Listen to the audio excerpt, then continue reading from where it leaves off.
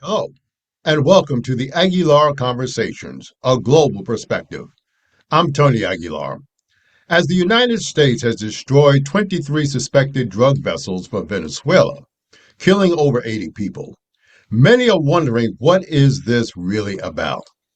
Is it about drug interdiction, regime change, oil reserves, minerals, or perhaps a belief in the multipolar world as described by Henry Kissinger? What's next for Venezuela?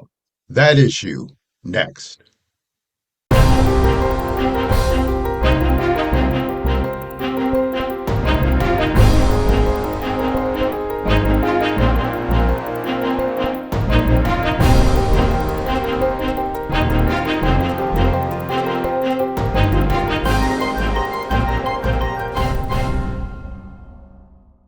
Joining me today is Dr. Michael Shifter, Senior Fellow at the Inter-American Dialogue, a leading policy forum on Western Hemisphere affairs based in Washington. Since 1993, Dr. Shifter has been an adjunct professor at Georgetown University School of Foreign Service, where he teaches Latin American politics. Dr. Shifter, thanks for joining me today. Thank you very much, Mr. Aguilar. It's a great pleasure to be with you. I want to start with this because the situation in Venezuela obviously is not new. It's been going on for a while. But I want to ask you a question. Maduro seems to have a way of surviving. In 2018, 2019, I looked at your interview, and Juan Guaido, for example, he got rid of him. He's now in exile. Maria Machado, Gonzalez, they are now somewhere in exile. How does he manage to hold on to power, even though the masses of the people don't like him and don't support him, beyond the military aspect? I mean, how does he hold on to power? Well, I think Maduro has been a survivor, and in March it will be 13 years that he's been in power. And I remember from his first days in office, people said his days were numbered. So 13 years later, he's still there. I think partly, as you say, it has to do with just repression. There's a very extensive apparatus, machinery that represses people. There are massive human rights violations and the like. But I also think it's because this is unlike other authoritarian governments we've seen in Latin America and elsewhere in the world, this is an oil economy. I think oil gives them a bit of a cushion, a bit of insurance, even if the oil sector has deteriorated significantly in the last decade. But still, they have the world's largest oil reserves, which gives them some leverage. And second, another aspect is just the criminality and the dependence on the drug trade, other illicit activities, illegal mining, and that brings in money. And also, a lot of people have benefited a lot from those illegal, illicit activities. So that also helps sustain the regime. And of course, he still has a few allies in the world, like China and Russia and Iran and some others. And so, and he knows how to play that. He's a pretty shrewd operator. And speaking of Russia, he does have a cooperative agreement with Russia. But the question I want to ask you in regards to what this is really all about, most people say this is not about drug interdiction. They've kind of said, okay, fine, we've given up on that. Is it about regime change? Is it about oil reserves? Or is it about something more universal, which would be what Kissinger called multipolar government, where China has its sphere of influence, Russia has its sphere of influence, and the United States has its sphere of influence. Is it more of that, or which actually is this about? Well, I think I think we could sort of rule out the drug issue. You don't have the deployment of such significant military assets, the largest deployment we've seen in the Caribbean since the Cuban Missile Crisis in the early 1960s, to in Panama afterwards in 1989.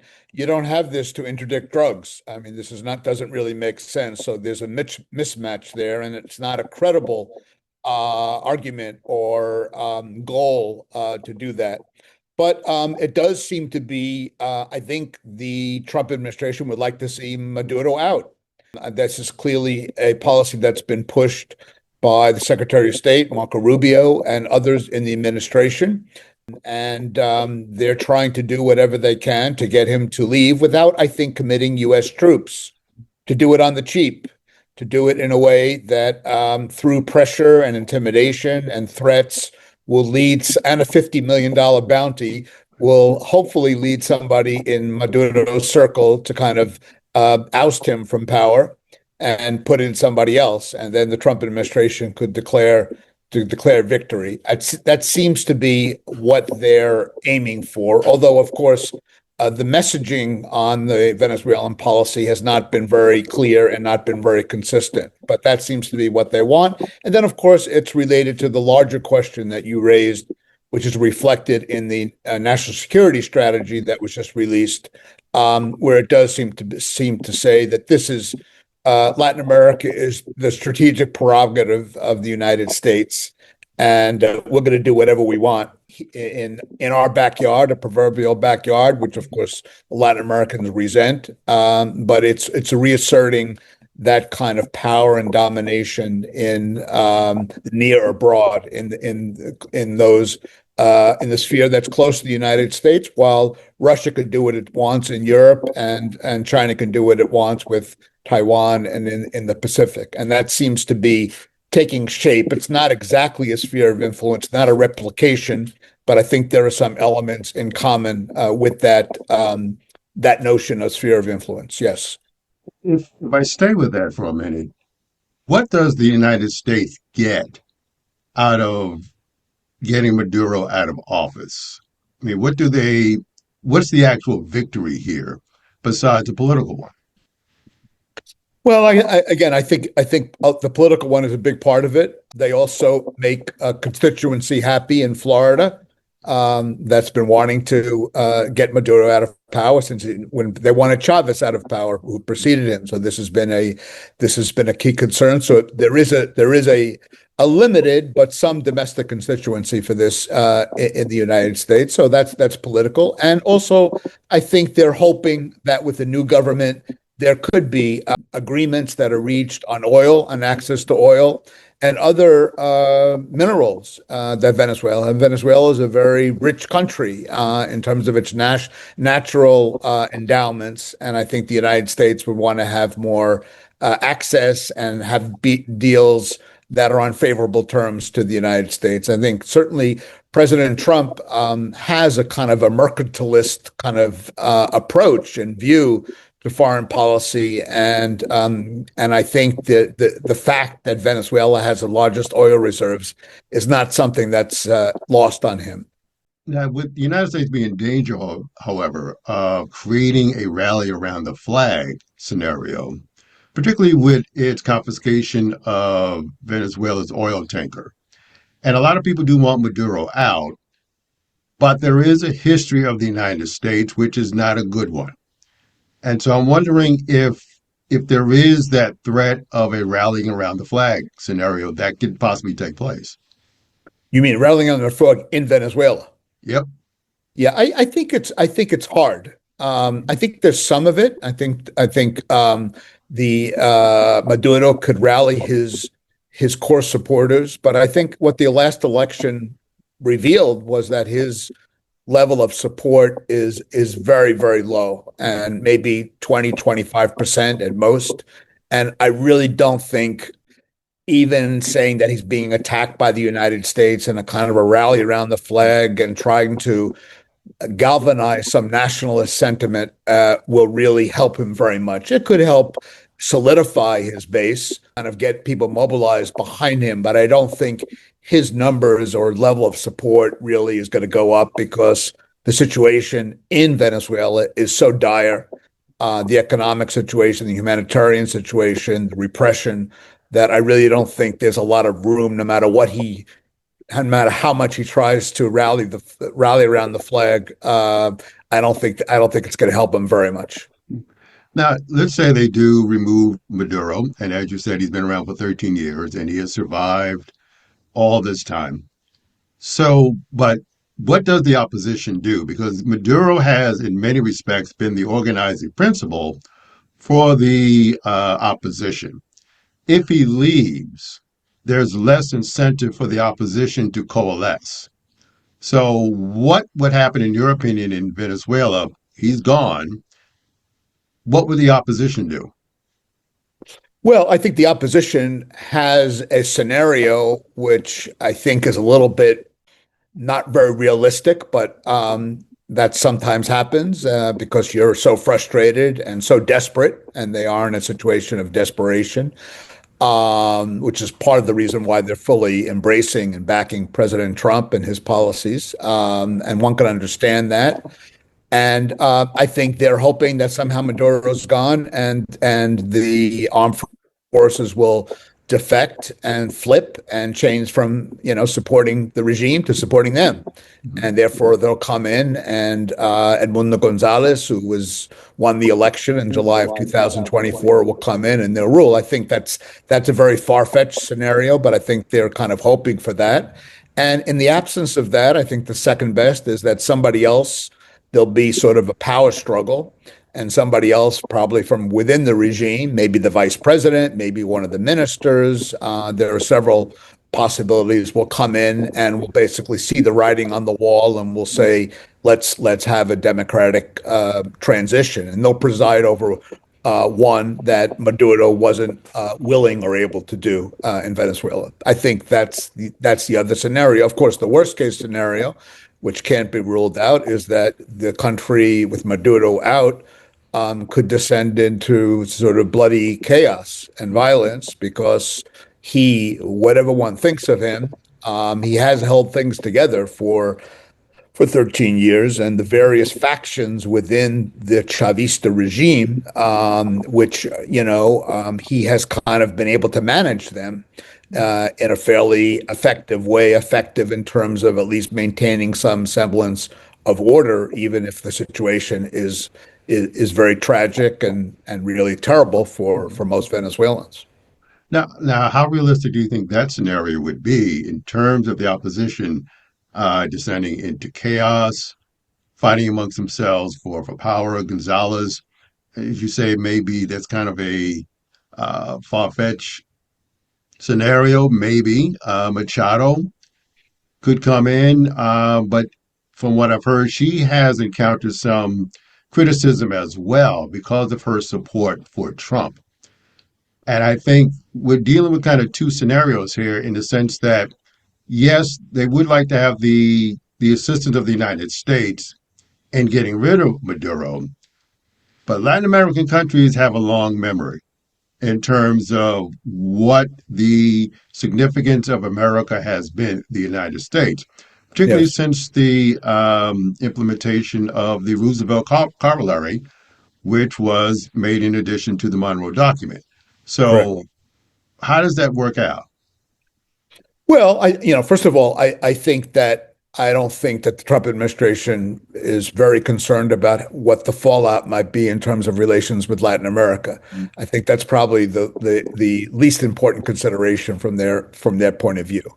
I think most Latin Americans, and the polls show this, would like to see Maduro out, not only because of that he's presided over the destruction of Venezuela and led to a ruinous situation in Venezuela, but because there are 8 million refugees and migrants, and the neighbors are bearing the brunt. There are of the 8 million. There are almost 3 million in Colombia alone. And that's a huge number to absorb and to deal with and to manage. So I think that it would be a relief if there were a change in regime towards at least a more stable and a more democratic government in Venezuela. So I think that's where, but I think so. They would like to see Maduro go, and if the United States kind of help make that happen, I don't think the resentment would be that huge. What I think where it crosses the line is when it turns into military intervention, and that is if there are U.S. troops in Venezuela I think that would trigger a very negative, very strong reaction, even among some conservative governments in Latin America, not just the leftist government in Latin America, because as you say, it would touch a nerve. There's a long history there, a lot of it unhappy. And remember, if you look at the history in terms of sending troops, the U.S. has sent troops and occupied countries in Central America and the Caribbean, but not really in South America. Venezuela is a South American country, and there's not a history there. I mean, the U.S. sent military advisors to Colombia, but they didn't send troops. The troops weren't fighting on the ground, and they weren't engaged in combat with Colombian guerrillas. This would be a sharp departure, and as we know, it's creating enormous problems for President Trump with his political base at home, with the MAGA and within the Republican Party. There are a lot of fractures over this policy. I want to touch on that for a moment because, as you are well aware, the United States has bombed about 20 boats right now, killed upwards of perhaps 90 people, and saying that it was drug interdiction, which, again, I think both you and I would agree is somewhat a stretch of the truth.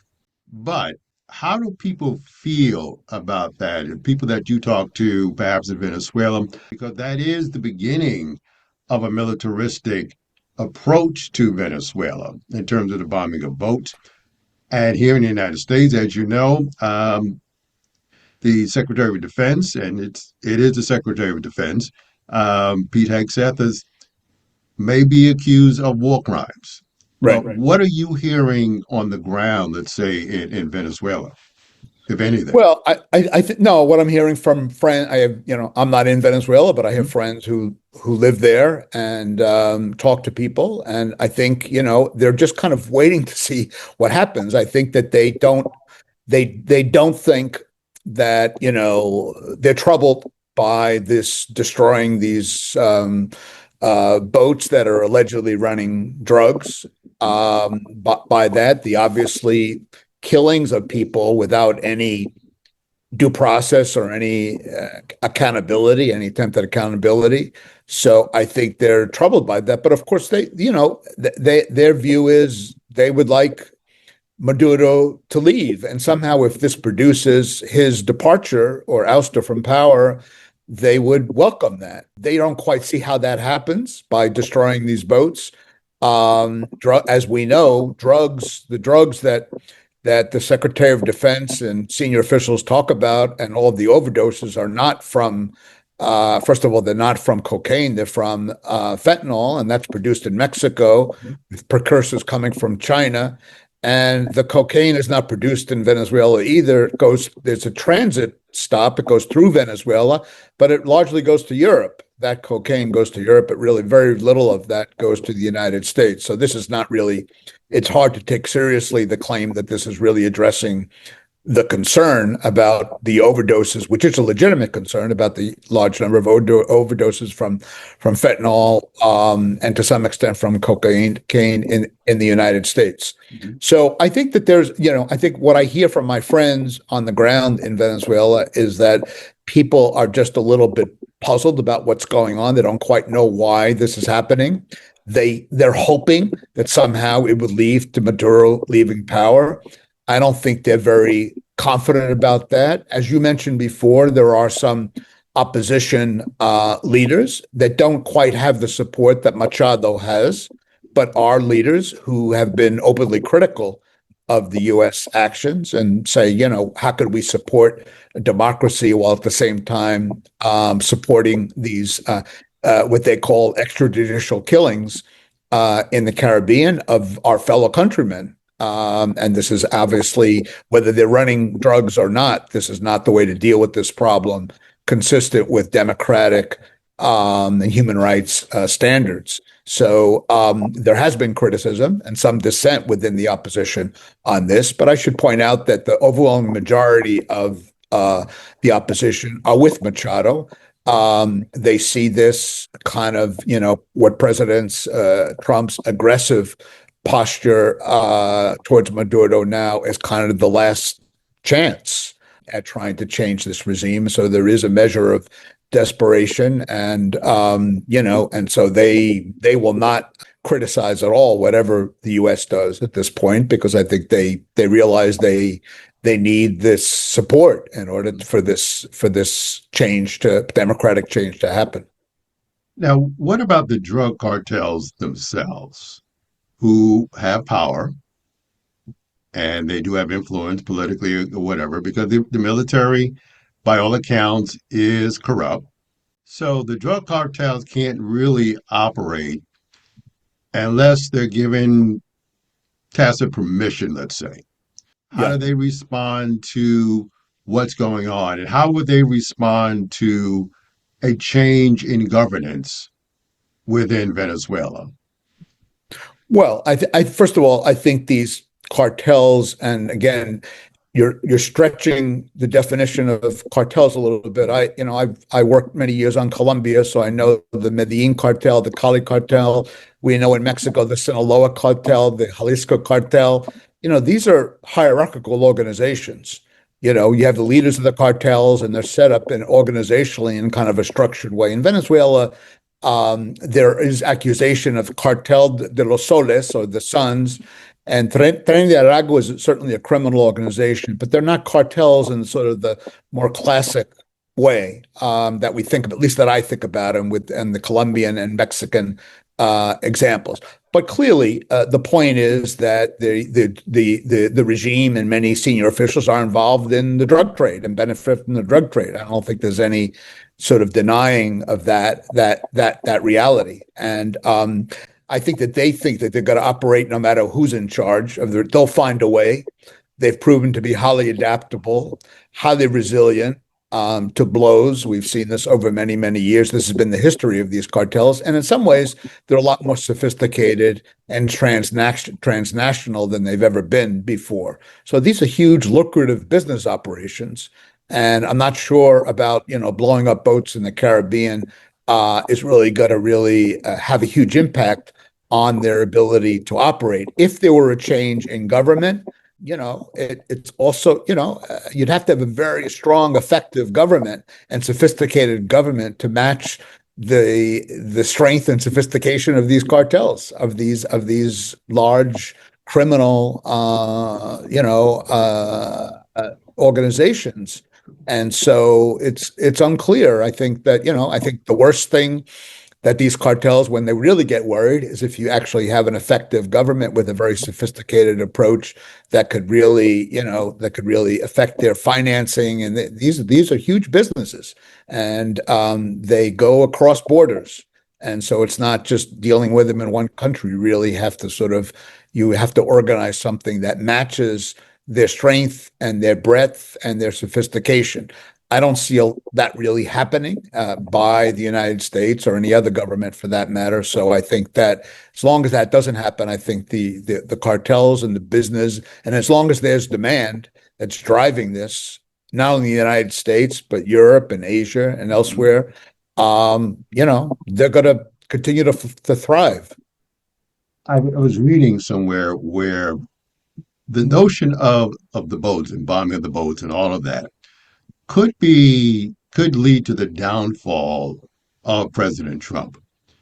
If you go back, particularly if the Republicans start to dig into it, and I was reading about William Fulbright, who was one of the first senators to really dig into the Vietnam War when Johnson was president, which eventually led to him not running again. Right. So, from your perspective, from where you're sitting, could this lead to negative consequences for the president administration? I don't think it's a political winner for the president administration. I think it goes against his brand. I mean, on the one hand, maybe he's showing that he's strong and tough and has military superiority. But on the other hand, I think many of his followers are asking, why Venezuela? What does it really matter to us? Who's in charge in Venezuela? We have so many problems in the United States, the economy being at the top of the list of people's concerns. And instead of spending a lot of time about, trying to get rid of Maduro and thinking of ways to further intimidate or pressure him, why don't we think of ways to try to help relieve the American people and the cost of living and the like? And I imagine, and I think we're already seeing that within his political base or his and the Republican Party. I don't think it's really motivated like Fulbright, as you said, was really motivated by, I think, a different concern. In the case of the Vietnam War was very different, and of course, by that time, the U.S. had a lot of troops in Vietnam, and so there was this kind of resistance from Congress. I don't see it, in those terms, but I do see it in terms of misplaced priorities, not really following through with his promise to not get involved in these, in other countries' situation. What, is it really our business? And if the drug issue is the U.S. business, let's go about it in a way that's sensible, at least dealing with trying to get partners to work together to try to reduce the influx of fentanyl, which is the major drug that's affecting communities in the United States, which is responsible for the overdoses.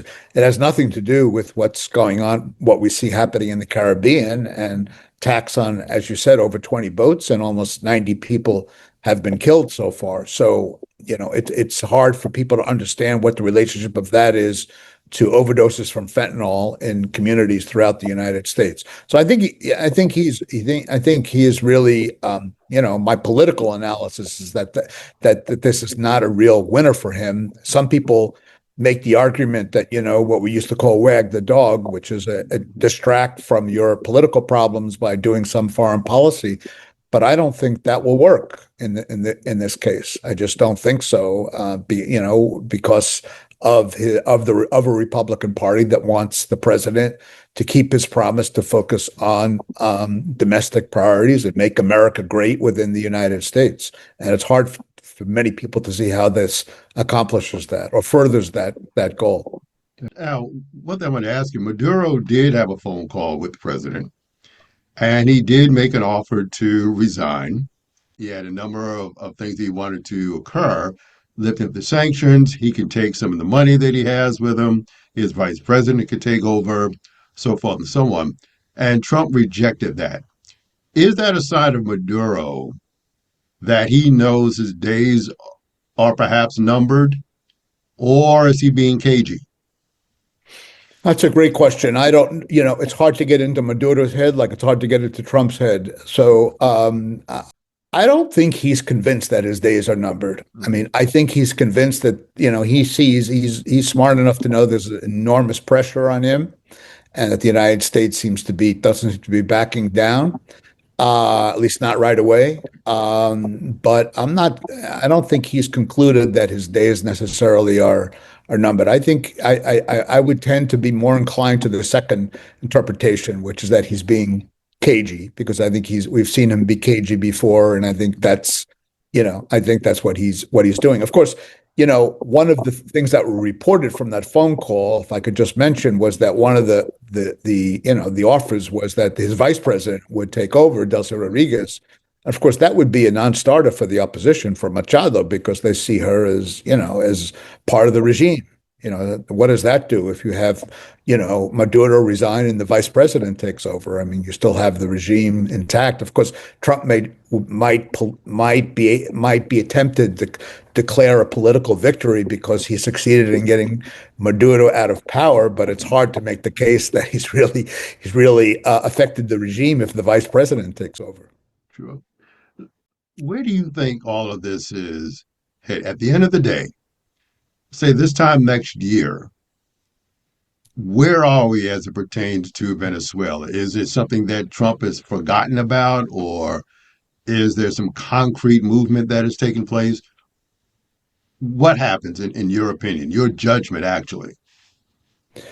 I think it's extremely hard to predict. There are just so many variables, but I think I wouldn't be surprised, let's put it that way, if a year from now or 6 months from now, if we have there may be, I think there's still one or two cards that the administration still has to play, could play, and probably will play, short of committing troops, which I think they won't do. But I think there could be a strike on land in Venezuela, perhaps a strip that's used for, for transporting or transiting drugs, cocaine, to Europe, that's being used in Venezuela, and maybe some sort of, surgical strike on some strategic target, not being careful not to kill anybody, so that there are no victims, but at least to sort of show military strength on Venezuelan land at very low risk.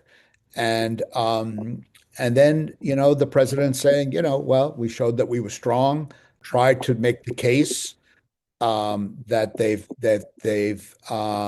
this delivered a very, very powerful blow against the drug trade by all of that, what the U.S. has done so far, and then back off. I mean, and if it doesn't work, that somebody within Maduro's inner circle or somebody from the armed forces sort of takes him out, or obviously he's authorized the CIA as well.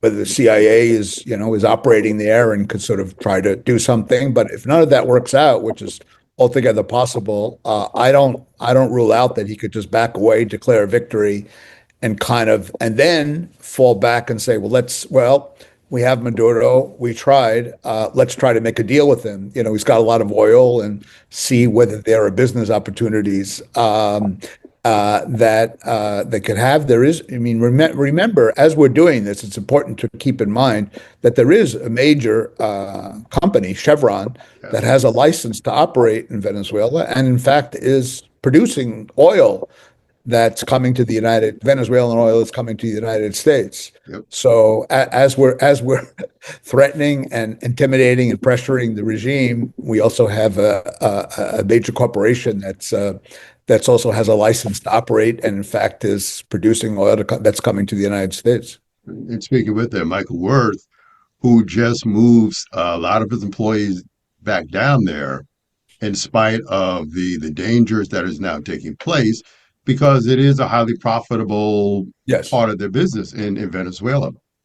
Exactly, So, exactly. So I could imagine a scenario where, if this doesn't work in terms of removing Maduro, despite all the pressure and despite all the intimidation and all of that, the U.S. may do a strike within Venezuelan territory at very low risk, with no troops, no invasion, no victims. They'll find a place where there are no people around, and yet they could show their supporters that they're tough and they're strong and they dominate, Latin America, and could try to say that the drugs now, that the people who are running drugs in those boats aren't operating anymore because they're too intimidated and too scared to do so.